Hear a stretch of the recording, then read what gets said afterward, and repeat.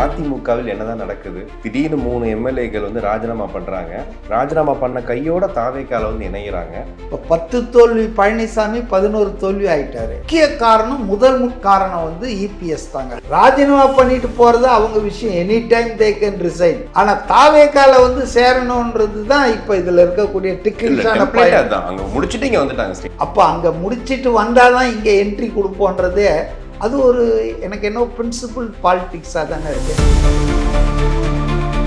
35 எம்எல்ஏக்கள் தாவேக்காக்குள்ள போறாங்களான்ற அந்த ஒரு கேள்வி இருக்கு. தாவேக்காக்குள்ள போறாங்கன்னா அவங்க பதவியை இப்போ இந்த 3 பேர் போயிருக்கிறது பார்த்தா அப்போ 35 பேர் பதவியை ராஜினாமா பண்ண போறாங்களா? அதான் எனக்கு என்னவோ ஐ டவுட் வெரி மச். ஏன்னா இது ஒரு ரிஸ்கியான ஜாப் தான். யாருக்கு? இந்த ஆட்சியை வந்து 5 வருஷத்துக்கு யாரும் ஒன்றும் அசைக்க முடியாதுங்க. ஏன்னா கம்யூனிஸ்டுகள், முஸ்லீம் லீக், திருமாவளவன் எல்லாம் உறுதியாக இருக்காங்க. சட்டமன்றத்தில் ஒரு 12 பக்கத்துக்கு ஸ்கிரிப்டை படித்தார் இல்லையா உதயநிதி. ஆனால் ஏன் வந்து எதிர்த்து வாக்கு எடுக்காமல் ஓடி போயிட்டாரு? நடுக்கத்தில் இருக்காங்க. இந்த ஊழல் வழக்குகள்லாம் எடுத்து லாஜிக்கல் எண்டுக்கு போச்சுன்னா பல பேர் ஜெயிலுக்கு போயிடுவாங்க. இந்த 3 பேர் பண்ண மாதிரி மற்றவங்க பண்ணுவாங்களா? எனக்கு அதில் I am very much doubt. AIADMK வந்து இன்னைக்கு நெல்லிக்காய் மூட்டை மாதிரி ஆயிட்டு இருக்குங்க. இது யார் கண்ட்ரோலில் யார் என்ன பண்ணுறாங்கன்னு தெரியாது. குதிரை பேரம் நடத்துகிறார்கள் அப்படின்னு சும்மா எடுத்த உடனே வந்து தாவேக்காவை சொல்கிறதோ, ஆதவ் அர்ஜுனாவை சொல்கிறதோ எனக்கு என்னவோ அது சரியா படல. இது குதிரை பேரம்னா நீங்கள் கழுதை பேரம் இல்லை பண்ணீங்க திமுகவோட சேர்ந்து.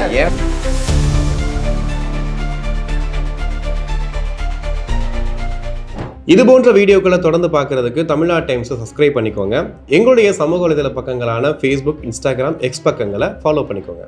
உலகெங்கும் வாழும் தமிழ் நெஞ்சங்களுக்கு கிறிஸ்டியின் அன்பு வணக்கம். நம்மோடு அரசியல் விமர்சகர் CK மதிவாணன் நினைஞ்சிருக்காரு. வணக்கம் சார். வணக்கம். எப்படி இருக்கீங்க? நல்லா இருக்கேன். அதிமுகவில் என்னதான் நடக்குது? திடீர்னு 3 எம்எல்ஏக்கள் வந்து ராஜினாமா பண்றாங்க. ராஜினாமா பண்ண கையோட தாவேக்கால வந்து இணைகிறாங்க. இப்போ தாவேக்கா வந்து தன்னுடைய அந்த அரசை வந்து காப்பாற்றுறதுக்காக ஆதரவு திரட்டுறாங்க, குதிரை பேரம் நடத்துறாங்க அப்படின்ற குற்றச்சாட்டு ஒரு பக்கம் வருது. இன்னொரு பக்கம் அதிமுக நிலை தான் என்ன? ஏன்னா ஒரு பக்கம் 17, 27 மாறி மாறி போயிட்டு இருக்கு. என்னதான் நடந்துட்டு இருக்கு? அதாங்க இப்போ அதிமுக நிலை பற்றி தான் நம்ம விவாதிக்கணும். இந்த ஆட்சியை வந்து 5 வருஷத்துக்கு யாரும் ஒன்றும் அசைக்க முடியாதுங்க.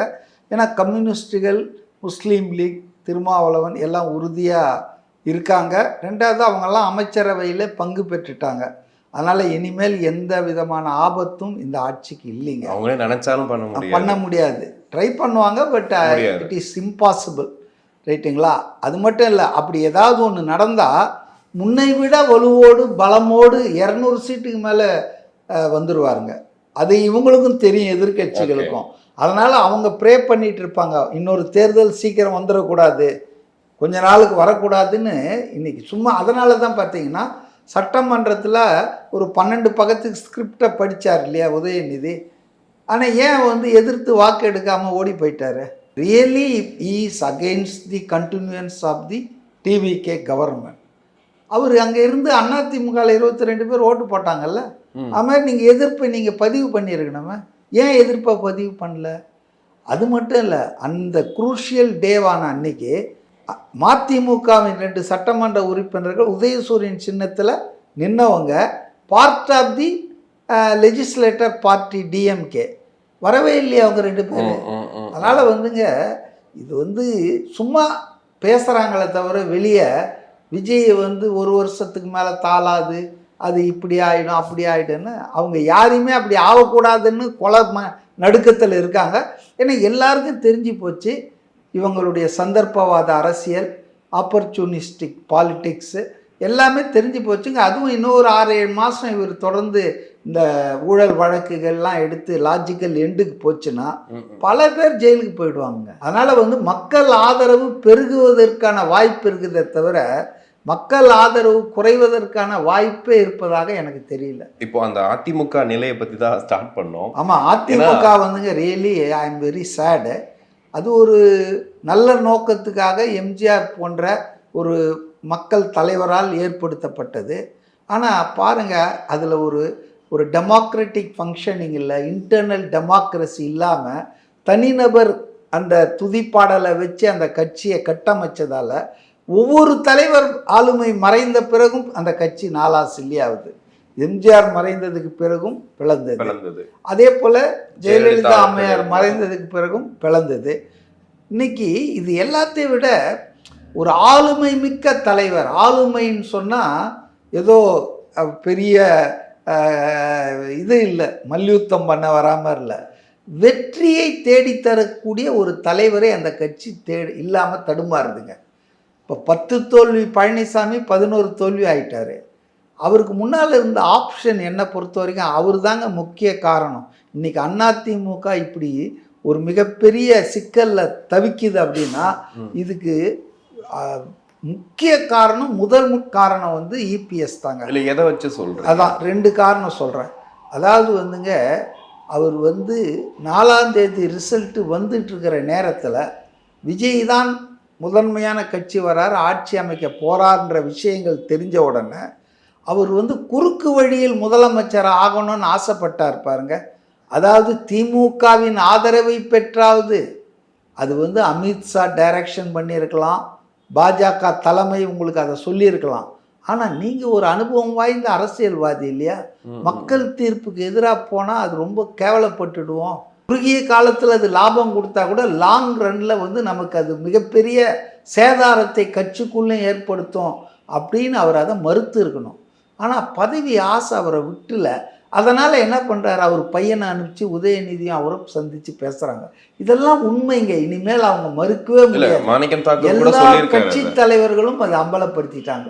ஸ்டாலினே அந்த கட்சி தலைவர்கிட்ட சொல்லியிருக்காரு, நாங்கள் இப்படி முடிவு எடுத்திருக்கிறோம், அதனால் வந்து நீங்களும் அதே மாதிரி ஹெல்ப் பண்ணால் நல்லாயிருக்கும். இதில் நல்ல விஷயம் என்னென்னா, அதிமுகவும் திமுக ஒன்றிணைந்தால் கூட பெரும்பான்மை இல்லை. அப்போ கூட்டணி கட்சிகளை இணைத்தால் தான் சாத்தியம்ன்றதால் தான் இது கூட்டணி கட்சிகளுக்கே வந்தது. இல்லைன்னா அவங்க 2 பேருக்குள்ள முடிச்சு கதையை ஏதாவது ஒரு ஏழையின் சிரிப்பில் இறைவனை கண்டோம், திராவிடம் ஒன்றானோம், பிரிந்தோம், ஒன்றுபட்டோம், ஏதோ ஒரு கோஷத்தை உருவாக்கி மக்கள் திருப்ப மண்ணாக்கி இருப்பாங்க. அவங்களால முடியாதுன்றதால் தான் கூட்டணி கட்சிகளை எல்லாம் அவங்க துணைக்கு அழைத்தாங்க. கூட்டணி கட்சிகள் குறிப்பாக கம்யூனிஸ்ட் கட்சிகளை நம்ம ரெட் சல்யூட் பண்ணி அவங்கள வரவேற்கணும். ஏன்னா 2 4 தான் இருந்தாலும் அந்த 4 தான் பிரச்சனையே. ஏன்னா திருமாவளவன் கூட கொஞ்சம் டான்ஸ் ஆடினாரு இந்த பக்கம் அந்த பக்கம். ஒரு கட்டத்தில் அவரை முதல்வர் ஆக்குறோன்னு 2 பேரும் சொன்னாங்க. இப்ப வரைக்கும் அவர் ஒன்றும் தெளிவா சொல்லலையே சார். இல்லை, அதுதான் அவர் இப்போ எந்த கூட்டணியில் இருக்கிற ஆனா பெண்ணானா நீங்க ஏதாவது சொல்லி ஆகணும்ல. எதுவுமே தெரியல. ஆணும் இல்லை பெண்ணும் இல்லை, அது எனக்கு கல்யாணம் ஆகும்போது கேளுங்க நான் சொல்றேன்னாரு. அது மாதிரி தேர்தல் வந்தால் நான் எந்த அணின்னு சொல்கிறேன்றாரு. அவருக்கு தயக்கம், ஏன்னா அவருடைய கட்சி வந்து இன்றைக்கி உடைய போகுதுங்க. ஆல்ரெடி செங்கலாக இப்போ உதயநிதியும் ஸ்டாலினும் உருவ ஆரம்பிச்சிருக்காங்க. நிறைய திமுகவின் ஏஜென்ட்டுகளே அங்கே இருக்காங்க விசிகால. இப்போ அவருடைய குழப்பத்துக்கும் தடுமாற்றத்துக்கும் இது ஒரு காரணங்க. பனையூர் பாபு போனதே பெரிய அதிர்ச்சியாக தான். ஆமாம் ஆமாம், பனையூரில் இப்போ ஷானவாஸ் வந்து ஆளூர் ஷானவாஸ் வந்து துபாயில் இருக்காராம் ஃபேமிலியோட. அவர் வந்தாருன்னா திமுகவில் போய் சேருவார்ன்றது என்னுடைய ஆழமான புரிதல், நம்பிக்கை. ஸோ விசிகாவை உடைக்கிறதுல அந்த அளவுக்கு தீவிரமாக இருக்காங்க. அதனால தான் அவர் ரொம்ப மெஷர்டாக யோசித்து பேசிகிட்டு இருக்காரு, இந்த கட்சியை காப்பாற்றணும் அப்படின்றதுக்காக. அதனால் வந்துங்க அதிமுகவுக்கு இருந்த நல்ல ஆப்ஷன் என்னன்னா, இபிஎஸ்ஐ ஏன் நான் குறை சொல்கிறேன்னா, ஆனஸ்டாக மக்கள் தீர்ப்பை ஏற்றுக்கிட்டு அந்த கட்சி 47 பேர் வந்திருந்தாலும் ஒரு கட்சிக்கு வந்துட்டு பெரும்பான்மை கிடைக்கலன்னா நீங்கள் போய் ஆஃபர் பண்ணியிருக்கணும். அவர் தான் கூட்டணிக்கு ரெடின்றார. ஏற்கனவே அதிமுக தாவேக ஆரம்ப கட்டத்தில் பேசினாங்க, அது ஏன் ஃபெயிலியர் ஆச்சு? யார் சீஃப் மினிஸ்டர்ன்றதுல தான் ஃபெயிலியர் ஆச்சு. விஜய் ஒரு கட்டத்தில் போய் ஃபர்ஸ்ட் 2.5 இயர்ஸ் என்கிட்ட கொடுங்கன்னு கூட கேட்டாராம் அப்படின்னு தகவல். ஆக முதலமைச்சர் யார் என்பதில் தான் அந்த கூட்டணி முறிந்தது. அப்போ இப்போ அவர் வந்து முதலமைச்சர் யாருன்னு மக்களை தீர்மானிச்சிட்டாங்க. That problem is solved by the people. அப்போ நீங்கள் என்ன பண்ணியிருக்கலாம்னா, ஆளுங்கட்சியாக அதிமுகவை மாற்றுறதுக்கு நல்ல வாய்ப்பு கிடைச்சது. அவருக்கு பெரும்பான்மை இல்லை, பெரும்பான்மை இல்லாமல் ஆட்சி அவரால் அமைக்க முடியாது. அப்போ நீங்கள் போய் அந்த நேரத்தில் ஒரு உதவி செஞ்சிருந்தீங்கன்னா அந்த உதவி வந்து சிமெண்ட் ஆகி ஒரு அரசியல் ரீதியான கூட்டணி, போஸ்ட் போல் அலையன்ஸ். ஓகே. பல நாடுகள் இது நடந்திருக்கு. ஒருத்தரை எதிர்த்து போட்டி போட்டிருப்பாங்க. ஆனால் ஆட்சி அமைக்கிறதுக்கு பிரச்சனையாக இருக்குதுன்னா யாரோ 2-3 பேர் சேர்ந்து நாடு முக்கியம், மாநிலம் முக்கியம். இதெல்லாம் ஈகோ தான் பார்த்துருக்காங்களா? ஈகோ மட்டும் இல்லைங்க, பதவி மோகம்ங்க. ஈகோலாம் ஒன்றும் கிடையாது. ஈகோனா திமுக ஆட்கள் பழனிசாமியை திட்டா காலுங்கிழ போனா இதெல்லாம் ஈகோ இல்லைங்க. பதவியில போய் உட்காரணும், மறுபடியும் முதலமைச்சராக நான் ஆகணுன்ற அந்த தனியாத வெறி இருப்பாருங்க, அது அவர் கண்ணை மறைச்சிச்சுங்க. ஸோ அவர் நேராகவே போய் தாவேக்காக இந்த ஆதரவை கொடுத்து கவர்னர் கூட போயிட்டு அவங்க ஆதரவு கடிதம் கொடுத்துருந்தா ப்ராப்ளம் சால்வ்டு. மெயின் எனிமி தீய சக்தி கார்னர்டு. அவங்களுக்கும் நல்ல பேர் இருக்கும், மக்கள்கிட்ட நல்ல பேர். பரவாயில்லையா, கரூர் சம்பவத்துக்கு அப்புறம் ஆதரிச்சுலாம் பேசினார்ல, அது மாதிரி அவங்களுக்கு உடுக்கை இழந்தவன் கை போலே அங்கே இடுக்கன் களைவதாம் நட்புன்ற மாதிரி ஒரு ஆள் கஷ்டப்பட்டு இருக்காரு. ஆனால் மக்கள் அவரை தான் விரும்பி இருக்காங்க. ஓகே, ஆனஸ்டாக ஒத்துக்கிறோங்க அப்படின்னு சொல்லி அமைச்சரவையில் பங்கு வாங்கியிருக்கலாம், துணை முதல்வர் கூட கேட்டு வாங்கியிருக்கலாம். உங்களுக்கு இருக்கிறதுக்கு ஈகோ ப்ராப்ளம்னா வேற யாராவது கட்சியில் போட்டிருக்கலாம். இப்போ ஏக்நாத் சிண்டே மராட்டியத்தில் முதலமைச்சராக இருந்தார், அவர் கீழே தான் போன வாட்டி ஃபட்னாவிஸ் துணை முதல்வராக இருந்தார். இப்போ அப்படியே ரோல்ஸ் ரிவர்ஸ் ஆயிடுச்சு. ஃபட்னாவிஸ் முதலமைச்சர், ஏக்நாத் சிண்டே துணை முதலமைச்சர். என்னாச்சு? அரசியல்ல சேவை பண்றதுக்கு, மக்களுக்கு உழைப்பதற்கு ஏதாவது ஒரு கருவி தாங்க பதவி. அது எந்த பதவியில இருந்தா என்ன? இல்ல இப்போ அதிமுகல தொடர்ந்து நீங்க சொல்றீங்க பிளவு வந்துகிட்டே இருக்கு அப்படின்னு. இதுக்கு முன்னாடி வந்த பிளவு சாலிடா தெரிஞ்சது. 2 டீமா பிரிகிறாங்க அப்படின்னா இது ஒரு சாலிடு, இது ஒரு சாலிடு அப்படின்னு. பட் இப்போ ரீசெண்டாக அந்த 1 வீக்கில் பார்த்தீங்கன்னா ஒருத்தர் வராரு, 2 பேர் போகிறாங்க, 5 பேர் போகிறாங்க. அப்படின்னா இப்போ ஒரு 17 பேர் 27 பேர் நிற்கிறாங்க. இப்போ சிவி சண்முகத்திட்ட ஒரு பேட்டி கேட்குறாங்க, சார் என்ன சார் நடந்துகிட்டு இருக்கு, என்ன சொல்ல போறீங்க அப்படின்னும் போது இந்த நபர் 35 மாறும் அப்படின்ட்டு அவர் போறாரு. 35 எம்எல்ஏக்கள் தாவேக்காக்குள்ள போறாங்களான்ற அந்த ஒரு கேள்வியும் இருக்கு. தாவேக்காக்குள்ள போறாங்கன்னா அவங்க பதவியை இப்போ இந்த 3 பேர் போயிருக்கிறத பார்த்தா அப்போ 30 பேர் 35 பேர் பதவியை ராஜினாமா பண்ண போறாங்களா? அதான் எனக்கு என்னவோ ஐ டவுட் வெரி மச். ஏன்னா இது ஒரு ரிஸ்கியான ஜாப் தான். யாருக்கு? ராஜினாமா பண்றவங்களுக்கு. 2 விஷயம், தாவேக்கால இணையலாம், தாவேக்கா அவங்களுக்கு தான் சீட்டு கொடுக்கணும்னு ஏதாவது அண்டர்ஸ்டாண்டிங் அண்டர் டீலிங் பண்ணியிருந்தா அது நம்பி போறான். ஆனா தாவேக்கால உங்களை எதிர்த்து கண்டெஸ்ட் பண்ண வந்த தொகுதியில் இருப்பான்ல, 2வது இடம் வந்தவன் இருப்பான்ல, அது ஒரு சிக்கல் முரண்பாடு தாவேக்காக்குள்ள வரும் இல்ல. கண்டிப்பா உங்களுக்கு சீட்டு கொடுத்தா அது 2வது நீங்க ஜெயிக்கணும் இல்ல. மக்கள் தீர்ப்பு 233 தொகுதியில தாவேக்கா நின்றுச்சு, 108 தானே ஜெயிக்க முடிஞ்சது. அதனால மக்கள் தீர்ப்பு கிராண்டடாக எடுத்துக்க முடியாதுங்க. ஸோ நிறைய ரிஸ்க்ஸ் இன்வால்வ்டு. இந்த 3 பேர் பண்ண மாதிரி மற்றவங்க பண்ணுவாங்களா? எனக்கு அதில் I am very much doubt. Okay. அதனால் இது ஒரு மிகப்பெரிய குழப்பத்துக்கு இட்டு செல்கிறது. காலையில் சொன்னாங்க, அது போல் எடப்பாடியை போய் சுகுமார்ன்ற எஸ்பி வேலுமணி தரப்பு எம்எல்ஏ தூது போயிருக்காரு. மறப்போம், மன்னிப்போம். அதாவது நீங்கள் 2 தரப்பும் சபாநாயகர் கொடுத்துருக்குற அந்த கம்ப்ளைண்ட்டை வாபஸ் வாங்கிக்கணும், அவங்க பதவிகளை திருப்பி கொடுத்துடணும் அப்படின்னு சொல்லி பேசுகிறாங்கன்ற தகவல் வந்தது. ஆனால் மத்தியானம் பார்த்தா பாஸ்கர் போயிட்டு அந்த நாங்கள் லெட்டர் கொடுத்தோமே இவரை எஸ்பி வேலுமணியை தான் தலைவராக்கணும், கொறடாவை இது பண்ணி, அதை ஏன் இன்னும் நீங்கள் மெஜாரிட்டி கொடுத்துருக்குறோம், ஏன் நீங்கள் அக்செப்ட் பண்ணலன்னு போய் கேட்டுட்டு வந்ததா வெளியே அவர் சொல்லிட்டு போகிறாரு. ஸோ எனக்கு என்னவோ அதிமுக இன்னைக்கு நெல்லிக்காய் மூட்டை மாதிரி ஆயிட்டு இருக்குங்க. இது யார் கண்ட்ரோலில் யார் என்ன பண்ணுறாங்கன்னு தெரியாது. பட் குதிரை பேரம் நடத்துகிறார்கள் அப்படின்னு சும்மா எடுத்த உடனே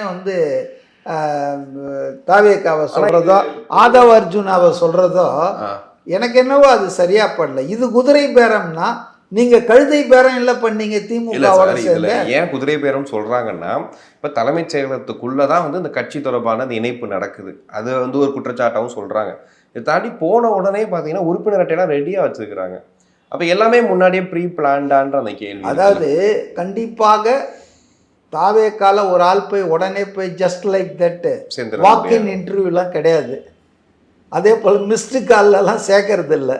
எவ்வளோ பேர் முன்னாள் அமைச்சர்கள்லாம் கேட்டில் காத்துட்டு இருந்துட்டு வெக்ஸ் ஆகி போனாங்களாம், ஈரோடுக்கே திரும்பி போனவங்களாம் இருக்காங்க. ஸோ இது நீங்கள் சொல்கிறது ஐ அக்ரி. இது வந்து முன்னாலேயே அவங்க நாங்கள் ராஜினாமா பண்ணுறோங்க, பண்ணிவிட்டு உங்கள் கட்சியில் வரோம், உங்கள் கட்சியில் எங்களை சேர்த்துக்கிறீங்களான்னு கேட்காம பண்ணியிருக்க மாட்டாங்க. அவங்க எம்எல்ஏவே வந்திருக்கலாமே, ஏன் ராஜினாமா? எம்எல்ஏ வர முடியாத, எம்எல்ஏ வந்தால் கட்சி தாவல் தடை சட்டத்தில் வந்துடுமே. கட்சி தாவல் தடை சட்டம் அமுலாக கூடாதுன்னா 2/3, அதாவது முன்னால் 1/3 இருந்தது, இப்போ மாறிய சூழ்நிலை 32 பேர் வரணும். 32 பேர் ஒரு சைடில் வந்தால் தான் அது கட்சி உடைந்ததாக பிளவுபட்டதாக கருதப்படும். 31 பேர் வந்தால் கூட அவங்க டிஃபெக்ட் ஆயிட்டாங்கன்னு சொல்லி சபாநாயகர் கம்ப்ளைண்ட் கொடுத்து அவங்கள பதவியிலேருந்து நீக்கலாம். ஸோ அதனால் 3 பேர் 4 பேர்லாம் வர முடியாது. அப்படின்னா அந்த 25 பேரே வந்திருக்கலாங்க. இல்லை, வர முடியாது. 32 பேர் ஆகாம வர்றது சாத்தியம் இல்லை. என்டிஏலேருந்து வரக்கூடாதுங்கிறதும் வந்துட்டு முதல்வர் விஜய் அவர்களுடைய உத்தரவாதம் இருந்திருக்கும். நீங்க என்டிஏ பேக்ல வச்சுக்கிட்டு அதுல ஜெயிச்சு என்டிஏல இப்ப இருக்கிறதெல்லாம் அதெல்லாம் தேர்தல் கூட்டணிங்க, தேர்தலோட முடிஞ்சு போச்சுங்க. இனி தேர்தல் வரும்போது தான் என்டிஏல இருக்காரா இபிஎஸ், வேற எந்த டிஏல போறாரு, இல்லை என்டிஏல எம்கே ஸ்டாலின் போய் உட்காந்துட்டு இருக்கிறாரா, இதெல்லாம் தெளிவாகும். இப்போதைக்கு பிரச்சனை என்னன்னா, ஒரு கட்சியில் வந்து நீங்கள் ஜெயிச்சு அந்த கட்சி சின்னத்தில் போட்டி போட்டு நீங்கள் வந்து இன்னொரு கட்சிக்கு வந்து சேர்றதுன்றது ஒரு தார்மீக அடிப்படையில் கூட இது ஒரு சரியான செயல் இல்லையா? கூட்டணி இருந்தவங்க கட்சி மாறி வந்து தேர்தலுக்கு அப்புறம் கூட்டணி முடிஞ்சு போச்சு, அந்த கட்சியை முடிவு பண்ணி விசிகா, சிபிஐ, சிபிஎம், முஸ்லீம் லீகா அவங்க குழுவில் பேசி அந்த கட்சி போஸ்ட் போல் அலையன்ஸுக்கு வராங்க. அதுவே வந்து ஏதோ விபச்சாரம் மாதிரியும் அபச்சாரம் பேசிகிட்டு இருக்காங்க திமுக ஆட்கள். அப்போ இது எப்படி? அதனால் இது வந்து ஒரு பிரின்சிபலான பாலிட்டிக்ஸுக்கு எதிரானதுன்னு விஜயோ அவங்க கட்சியோ ஃபீல் பண்ணியிருக்கலாம். அதனால் நீங்கள் எங்கள் கட்சிக்கு வரணும்னா you resign your MLA post, ஏடிஎம்கேவுடைய இதுலேருந்து சிவியர் பண்ணிவிட்டு நீங்கள் வாங்க, நாங்கள் உங்களை சேர்த்துக்கிறோம். ஓகே. இப்போ இடைத்தேர்தல்னால் இப்போ திரும்பியும் தேர்தல், இப்போ மக்கள் வரிப்பணம் தான் செலவாக போகுது, இதையெல்லாம் பார்க்க வேண்டியிருக்கு இல்லையா? நான் வந்து 2 தொகுதியில் விஜய் நிற்கும் போதே அது தப்புன்னு சொன்னேன். ஆமாம், ஒன்றும் இல்லை, எங்கே நின்னாலும் ஜெயிக்க போகிறீங்க, எதுக்குன்னு. இப்போ எவ்வளோ பெரிய விஷயம் பாருங்க, 108 107 ஆகிப்போச்சா. இப்போ அங்கே நிற்கிறவன் ஜெயிக்கணும் இல்லையா? திருச்சி கிழக்கில் நிற்கிறவன் எவ்வளோ பிரச்சனைகள் இருக்கு. அதனால் ஆல்வேஸ் இது மாதிரி மக்கள் வரிப்பணம், நேர விரயம், அரசியல் கட்சிகளுக்கு காலம், இதெல்லாம் வேஸ்ட் ஆகுது. பட் சில விஷயங்களில் வந்து நீங்கள் அவங்கள சேர்த்துக்க முடியாத, அவங்க எம்எல்ஏவானா அங்கேயே தான் இருந்திருக்கணும். ராஜினாமா பண்ணிட்டு போகிறது அவங்க விஷயம், any time they can resign. ஆனால் தாவேக்கால வந்து சேரணுன்றது தான் இப்போ இதில் இருக்கக்கூடிய டிக்கிள்ஸான பாயிண்ட். அங்கே முடிச்சுட்டு இங்கே வந்துட்டாங்க ஸ்ட்ரெயிட். ஆமாம், அப்போ அங்கே முடிச்சுட்டு வந்தால் தான் இங்கே என்ட்ரி கொடுப்போன்றதே அது ஒரு எனக்கு என்ன பிரின்சிபல் பாலிட்டிக்ஸாக தானே இருக்குது. இதே வேற கட்சி பாஜக வந்து அப்படியே வாங்க அள்ளி போட்டுட்டு போயிடுவாங்க. சபாநாயகரையே வந்துட்டு இழுத்துட்டு இருப்பாங்க, கோர்ட்டு கேஸுன்னு. ஏன் மகாராஷ்டிராவில் நடக்கலை? எப்படி சிவசேனா உடைச்சாங்க? ஏக்நாத் சிண்டேவை அசாமில் கொண்டு போய் 40 எம்எல்ஏ வச்சுக்கிட்டு தானேங்க உத்தவ் தாக்கரே ஆட்சி அமைக்காமப்பா, இல்லை ஆட்சியிலேருந்து கவுத்தாங்க. அதனால் வந்துங்க பாஜக அந்த வேலையெல்லாம் பண்ணோம், தாவேக்கா அந்த வேலையை செய்யாமல் அவங்க நீங்கள் அந்த கட்சியை விட்டு, அது உங்கள் விருப்பம், நீங்கள் உங்கள் கட்சியை விட்டு, ஆனால் எங்கள் கட்சியில் வரணும்னா அந்த கட்சி எம்எல்ஏவாக வர முடியாது. இப்போ திமுக இளைஞரணி கூட்டம் பார்த்துருப்பீங்க, அதில் வந்துட்டு உதயநிதி அவர்கள் பேசினது காங்கிரஸ் கட்சியை கடுமையாக விமர்சனம் பண்ணி பேசியிருந்தாரு. முக ஸ்டாலின் அவர்கள் பேசும்போது கூட இந்த ஆட்சியெல்லாம் வந்து கொஞ்ச நாளில் கலைஞ்சிரும், கவலைப்படாதீங்க அப்படின்ற ஒரு புது வியூகத்தை வச்சுருக்கோம் அப்படிங்கிற மாதிரி அவங்க திரும்ப திரும்ப அதையும் பேசிகிட்டு இருக்காங்க. இப்போ கனிமொழி அவர்கள் காலையில் பேட்டி கொடுக்கும்போது இதுவரைக்கும் பார்க்காத அளவுக்கு சட்டம் ஒழுங்கு சீர்குலைஞ்சு போயிருக்கு அப்படின்னு சொல்லிட்டு நீ உதயநிதி அவர்கள் கூட ஒரு பதிவு போட்டிருக்காரு. இத்தனை குற்றங்கள் நடந்திருக்கு, என்ன பண்ணுறாரு முதலமைச்சர் அப்படிங்கிற மாதிரி அதையும் போட்டுட்டு இருக்காங்க. இப்போ திமுக சட்டம் ஒழுங்கு ரொம்ப தீவிரமாக கையில் எடுக்கிறாங்க, நிறையா சோசியல் மீடியா மெசேஜஸும் பார்க்குறோம். அப்படி இருக்கும்போது இதை காமிச்சு தாவேக்கா அரசு ஒரு பலம் இல்லாத அரசு, அந்த அரசை வந்து சீக்கிரம் மக்கள் நிராகரிச்சிருவாங்கன்னு ஒரு ப்ரொபகண்டா கிரியேட் பண்ணுறாங்களா? அதாவதுங்க 5 வருஷம் கழிச்சு தான் தேர்தல் வரப்போகுது. சட்டமன்ற தேர்தலுக்கு, நாடாளுமன்ற தேர்தல் ஒன்றா ஒரு 3 வருஷம் கழிச்சு வரும். 2வது உள்ளாட்சி தேர்தல் ஒன்றா வரலாம். சட்டமன்ற தேர்தல் இன்னும் 5 வருஷம் கழிச்சு தான். பட் அவங்க அணிகள் கிட்ட நம்ம தான் ஜெயிக்க போகிறோம், தொடரப்போகுது அப்படின்னு சொல்லி ஒரு மாய உலகத்தில் வாழ வச்சு இன்னைக்கு வந்து முதல்வரே தோத்து போனார், கழக தலைவரே தோத்து போனார், பொதுச் செயலாளர் தோத்து போனார். 10 மாவட்டத்தில் திமுகவுக்கு ஒரு ஆள் கூட வெற்றி பெற முடியலன்னா இதை தோல்வின்னு சொல்கிறத விட படுதோல்வின்னு சொல்லலாம். ஏங்க மன்னன் ஆகணும்னு நினைக்கிறவன் குடிமகனாக கூட இருக்க முடியாது, நாடு கடத்திட்டா அந்த நிலைமை எப்படி இருக்கும்? அதுதான் இன்னைக்கு திமுகவுக்கு. அதனால் அவங்க அணிகளை உற்சாகப்படுத்துறதுக்காக அது போயிடும், சீக்கிரம் போயிடும். ஏன் எடப்பாடி போன வாட்டி சொல்லிட்டு இருந்தார, இது 10 அமாவாசை தேராது, இது 30 அமாவாசையில் முடியும்னு சொல்லிட்டு இருந்தாரு. கடைசியில் அமாவாசைகள் தான் அதிகமாகிட்டே இருந்தது தவிர அவர் நினைச்சது எதுவும் நடக்கல. அவரே கடைசியில் இப்போ அமாவாசை மாதிரி ஆயிட்டாரு. நல்ல பஞ்சு. இல்லை நான் என்ன சொல்றேன்னா, எதிர்கட்சியா இருக்கிறவங்க அவங்க கட்சிக்காரங்களை தக்க வைப்பதற்காக அவங்களுக்கு ஏதாவது ஒரு காட்டிட்டு இருக்கணும் இல்லைங்க. அழுத குழந்தைக்கு ஏதாவது ஒரு கிளுகிழுப்பிய காட்டணும்ல. திமுக தயவுல தானே ஆட்சி நடக்குதுங்கிறாரு. அதை தான் அவர் விளக்கணும். நீங்க கேட்குற கேள்வி நல்லது. எங்க ஆட்சி தான் நடக்குது, திராவிட மாடல் ஆட்சி தான் தொடருதுன்றாரு. அப்புறம் ஏன் அது கலைஞரும்னு சொல்றாரு? அவங்க ரொம்ப முன்னுக்கு பின் முரணாக பிதற்றுகிறார்கள். அவங்களுக்கு வந்துங்க என்னன்னா, விஜய் முதல்வராக வந்து உட்கார்ந்தது உதயநிதிக்கு அறவே பிடிக்கலைங்க. வன்மம் தலைவிரிச்சு அவருக்கு என்ன பண்ணுறதுன்னு தெரியல. அதனால் வந்து அவர் வந்து பல்வேறு சதி திட்டங்கள்லாம் போட்டு பார்த்து அது ஃபெயிலியர் ஆயிடுச்சு. அது வந்து கூட்டணி கட்சிகள் ஒத்துழைக்க மறுத்ததால் அதை அவங்களால் அந்த சதியை நிறைவேற்ற முடியல. அதனால் இப்போ அவர் அநேகமாக உட்காந்துக்கிட்டு இந்த குற்றங்கள் பத்திரிகையை தான் பார்த்துட்டு எல்லாம் புள்ளி வரம் எடுத்துகிட்டு இருப்பேன். நான் ஒரே ஒரு வார்த்தை சொல்லி முடிக்க விரும்புகிறேன்.